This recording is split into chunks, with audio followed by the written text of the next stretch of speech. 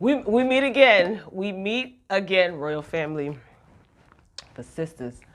Um, Tyler, you mean to tell me that you couldn't go down to the people them Party City and get some fake blood that actually looks like blood? You couldn't.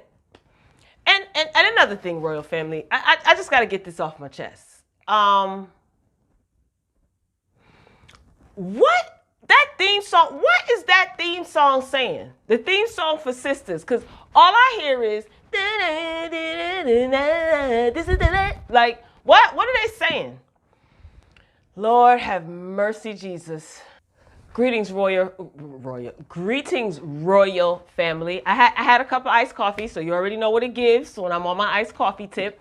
All right, so sisters, let's make it do what it do in front of me. That's the name of this episode. How she died in front of me. All right, so we open up. We in Karen's salon, right? So Gertrude, she just basically blew her brains out. Jelly, donut, all over the place. Jelly everywhere, right? So Karen, it takes her a minute to like kind of process what went on. I guess that's like acting. I guess that's what she was doing. Whatever, if we're gonna call it that. So she's going nuts. Again, she realizes that the woman really just shot herself in front of her in the salon. Now everybody else ran out. And the lady that was with her, Pam, I guess that's her assistant. Everybody else ran out. They were scared, rightfully so, customers. And Pam keeps telling Karen to calm down. Karen is screaming. She realizes she has blood all over her. She runs to the sink, tries to wash off the blood, and she's screaming. The lady that was with her, Pam, she got on my nerves because she kept telling Karen to calm down. How you going to tell somebody to calm down and somebody just off themselves in front of you? Anyway.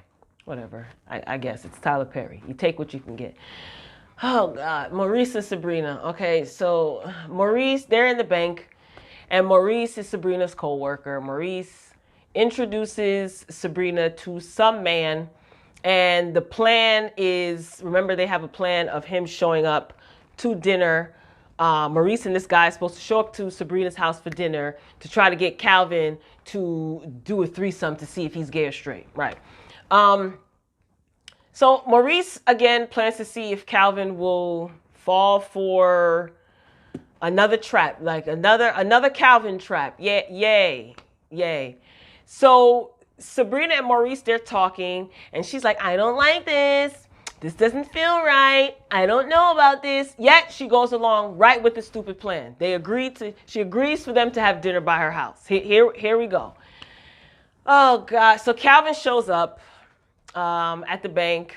You can see my enthusiasm for this storyline, right, y'all? Calvin, he shows up at the bank and he's confused. He's like, what's going on? Why are you acting so weird? I thought we had a great night last night, or the other night. We had great sex. Sabrina's like, I think you enjoyed yourself, more than I did. So Sabrina's acting all weird, and Calvin is saying, why are you acting weird? And Sabrina is denying that she's acting weird. And mind you, they're in the middle of the bank where Sabrina works. They are, they always have these conversations at this bank, in the middle of the bank or at the counter. Like, I wish I would walk into Chase Bank and see this type of unprofessionalism, talking about doing grown-up things. After I eavesdrop, I would take my money and services elsewhere. Just unprofessional. Another set of clowns, Danni and Zach. They're at the airport. Zach, he's bummed out about getting someone pregnant. He's trying to figure out, oh my God, how am I going to tell Karen? So Danni tells him that he better tell Karen or else she will. Pam is the lady that was in Karen's salon. She calls Zach. He's like, why are you calling me from Karen's phone? What's going on? Where's Karen? And she tells Zach what happened at the salon. Now, this Pam chick, this is the second time you're getting on my nerves. She's a terrible relayer of information. She's just telling Zach that the woman that killed herself, Karen, was sleeping with her, the lady wanted Karen to leave her husband alone, and Karen ended up going to the hospital. And I was literally, I just finished watching this. I was shouting at the TV like, yo, just tell him what happened. Like, you drawing this out. Oh, Karen's okay. Like, girl, that's the worst thing that you can do when somebody is terrified. Like, spit it out. Why don't you lead with, first, I want to let you know that Karen is in the hospital, but she's not injured. She's okay. And then Danny was shouting too. Danny was getting irritated. And, ooh, I was just like, get it out. All right, we move on. We see Andi. She's calling Karen's phone because she is like needing some more bad advice, but she didn't get her, so she left her a voicemail. She then calls Sabrina, who is at work, okay, and tells her, you know, what happened recently with Gary and the PI and the wife client, you know, when they were all in her living room having a ponderosa. So Sabrina says, oh, I'm on my way right now. I'm leaving right now. Girl, you leaving the bank in the middle of the day and you a bank manager? You're mad unprofessional, man. Like, seriously, this is not realistic. Anyway, so we go to the Karen. Andi gets a knock on the door. I'm thinking it's Sabrina, but it's Gary. So Gary shows up and he says, I forgot my key card, I guess for the hotel that he's staying at.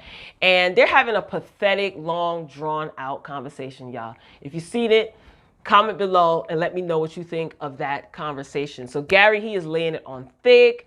You know, this is my fault. I met you and I fell in love with you. You know, Gary tells her that you're a good woman, Andi. You're a good woman. You did your best. I'm sorry, I won't bother you again. You don't deserve to get caught up in any of my BS.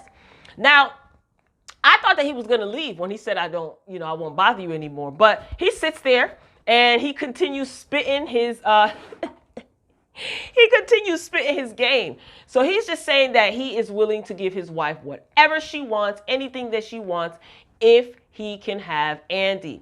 Now, why does everybody keep telling Andi that she is such a good woman? Do y'all notice that? It was the lady that passed out in the boardroom, Grandma. Sabrina said it when they had their sister circle moment when they was locked up in the room. All of them together. You know, Andi keeps saying it. I mean, Gary says it. Like, everybody keeps telling her that she's a good woman. She's a good woman. Like, what's that all about? So after, you know, getting impatient when his tears were no longer working, crazy Gary shows up on the scene. So he starts getting loud and he wants Andi to basically reciprocate this pathetic behavior that he's displaying. He wants Andi to tell him, you know, she would give up her job for him, and she loves him. He said, if you don't want me to leave, you don't care. If you care, then tell me don't leave. Like, he starts getting crunk. I said, there he is. Crazy Gary showed up right on time. So he wants Andi to give up her life because he can take care of them. I'm not sure how he's going to be able to take care of them, considering that his wife is ready to clean out his wallet. What you going to take care of yourself with? So at this point, you know, the music, it starts to become extra dramatic. Before it was all romantic and sappy. The production on this episode is bad. It was bad.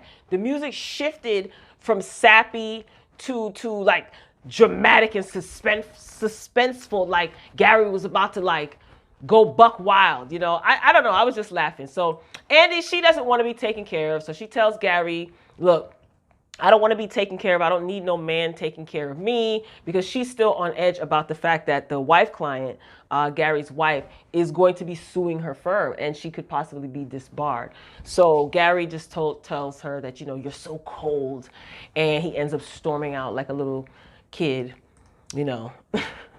She's like, Gary, I'm sorry. So this reverse psychology, this that he's pulling he's strong. He's committed. He is committed. So Danny and Zach, they're on the way to see about Karen. They're driving in the car. This was another long, drawn out, poorly executed, acted scene. So Zach is thinking about who Karen was messing with, because remember, Pam told him that the woman wanted Karen to leave her husband alone. So he is trying to get info out of Danny. Danny, she's not giving him any info.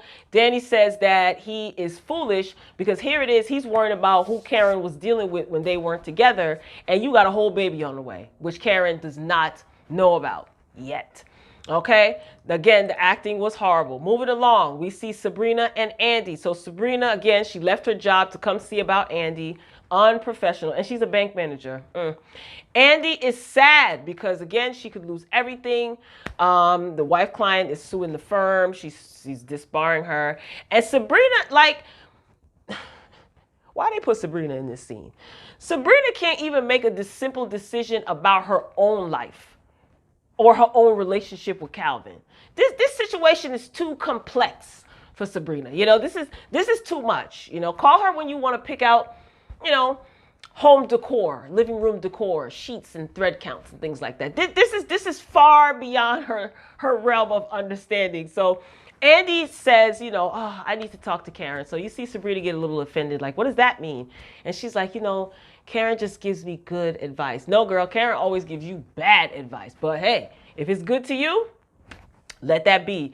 So Danni, she calls Sabrina and tells her, you know, the situation about Karen. So they head out to the hospital. And we see Danni and Zach. They arrive at the hospital. And they ask to see Karen. And they're taken to the room that she's in. Another kind of unrealistic scene. I'm nitpicking, but it's funny. You know, no one was ID'd. You didn't have... Let me know a hospital that you can go into and be like, oh, I'm here to see Karen Matt. And, oh, she's right here. Because Danni was like, I'm her twin sister, and this is her husband. You know, I see the attempt at them trying to make Danni a comedic character, but just quit while you're ahead. You know, it was just so unrealistic. They just whisk right down the hall to the no ID, so you don't have a name tag, you don't have to sign in or anything. What kind of hospital is it? Is this an urgent care center? Is this a hospital or urgent care center? Anyway, so Zach gets in the room, Danni gets in the room, and Zach really asked Karen about the man that she was seeing. Oh, God. Now, this is supposed to be a serious situation, right? Because the music threw me off. This is supposed to be a serious event. You know, Karen has just seen someone, you know, commit suicide, you know, right in her salon in front of her. So this is supposed to be a serious traumatic event. But the music, y'all, the music was like a goofy, silly tone. And you see Danni, she is trying to tell Zach to be quiet, like to stop asking her about this particular man. Zach, he's acting all goofy. And I'm like, she's in the hospital, right? She just saw something traumatic. Is this supposed to be funny? I'm confused because the music is throwing me off. So Danni, she's asking Karen, hey girl, you know, are they planning on keeping you in here? You know? And this wasn't funny because the actors were funny. This was funny to me because of how the scene was so bad, and it totally confused me. So is the audience supposed to be laughing or concerned about Karen's mental health? Like, I laugh at just about everything. So I was rolling. Like I said, I just watched this, so I'm still laughing about this. So Danni, she leaves because she's supposed to be going to get the doctor to see if they can discharge Karen. And Zach brings up, again, Karen messing around with Aaron. And he's just babbling like a fool. He's trying to be funny. He's like, oh, what? No, like, so the guy that she was messing with, like trying to be funny instead of just being funny. But then again, this particular scene did not call for anyone to try to be funny. This is supposed to be a serious situation. So you can't even, I don't know, you can't pull that off. Maybe if you were Dave Chappelle with a dry sense of humor, yes, you could pull it off. But, oh God, you know, this just made the poor actors look so bad, y'all. It just made them look so stupid. But anyway, so Danni is getting ready to go off on Beatrice, which is the nurse, because she's out there asking the nurse, can she page the doctor? The nurse had an attitude, and Danni, she started to get an attitude back, so there was a little bit of banter. And right when Danni was about to go off on the nurse, you see Sabrina and Andi, they arrive. Now they run past the nurse's station, y'all, and they run up to Danni. Where's Karen? Where's Karen?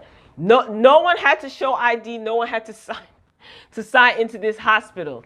So they see Karen coming out the room, and the sisters are going to be taking her home. And as they're leaving, they see Aaron in the waiting room. Nice of you to show up, buddy. We haven't seen you in a while.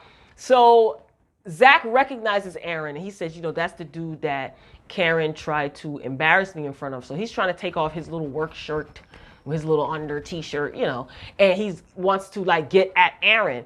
And they're stopping him. They're like, what are you doing? Like, why are you trying to get at him? And Danni, she spills the beans about Zach having a baby on the way. And then you see Andi and Sabrina, they start yelling at Zach, and they tell him to leave. And Andi was being very bossy. She's just like so disgusted with him, like, oh, what a clown, leave. And Zach wants to fight Aaron for whatever reason, and it's stupid. But he ends up leaving. They tell him, like, we're going to take her home, and we're out. Like, you go, just leave. He has no car, so he said he's going to take the train. And I thought, my, the sisters were mighty aggressive with Zach, considering that they don't keep that same energy as it pertains to the men in their lives. Okay? And in Andi's case, a whole married man. So they kept referring to the deceased as Aaron's wife. Now, color me incorrect, royal family, but wasn't their divorce finalized? Andi was the one that was handling Aaron and his ex-wife's divorce. So why did they keep referring to her? Oh, that's his wife. This wife. No? Let me know. I don't know if you guys are keeping up. Anyway, so we see Aaron and Karen. They're in this little small waiting room, and they're talking. Now, he was under the impression that she was there for emotional support for him, to comfort him. But no, he didn't know that his ex-wife took her life in front of Karen in her salon. So when he finds that out, he's like, oh my gosh, he's consoling her. He's confronting her. And a woman came in. She slapped Aaron in the face. And she says, what kind of man of God are you, lying with a whore and he's married? That's why I'm confused. I thought the divorce was finalized. Oh, maybe it wasn't sent to approval, like the papers were signed, but it wasn't official. Maybe that's what it is. So that woman slapped Aaron. Okay. What kind of man of God are you? And you're laying with a whore and you're married. First of all, ma'am, keep your hands to yourself. Okay, nowhere near, security was nowhere to be found. Keep your hands to yourself, walking around slapping people. Listen, you slap me, I'm going to slap you back. So I'm assuming that this was the deceased's mother. And Lord knows what she was told. She just kept saying, she told me everything. So she told Karen and Aaron that they will burn in hell. And the blood is on their hands. And I just like, you got to love those so-called Christians, right? Just full of judgment. So we go to dinner at Sabrina's. Now, Maurice and his friend, the guy who's supposed to be a part of this plan, they show up, and Calvin is there. The guy, he tries to try Calvin, basically saying, oh, you're cute, you're not into guys. And Calvin's like, no. And then Maurice ends up spilling the beans. Well, the guy ends up saying, Maurice, I thought that, we were supposed to be here for yada, yada, yada. So he like reveals the plan, and Maurice is like, so he tells Calvin what the plan was. Now, Sabrina's not home. She's over by Karen's house, and the sisters are over there consoling Karen. So I just don't have anything to say about Calvin's storyline. I really don't. There's nothing to say. So Sabrina gets a text message, and it's a picture. It looks like it's a picture of Maurice's friend, and Calvin over at her house doing what? I don't know. So she ends up leaving. So back at Sabrina's, when she walks in through the living room door, you can hear moaning. You can hear Maurice moaning, and you can hear the other men moaning. It's coming from the bedroom. So Sabrina, she tiptoes. She's listening outside the bathroom, or the bedroom door. And when she opens the door, she yells, what the hell? And you can hear Maurice saying, oh, hey, girl. And that's where the episode ends, ladies and gentlemen. To be honest with you, I do not care what is going to happen next week. This episode was full of enough foolishness for me. Okay? So let me know if you saw the episode. I think that this was absolutely ridiculous. The acting was horrible, as it's been.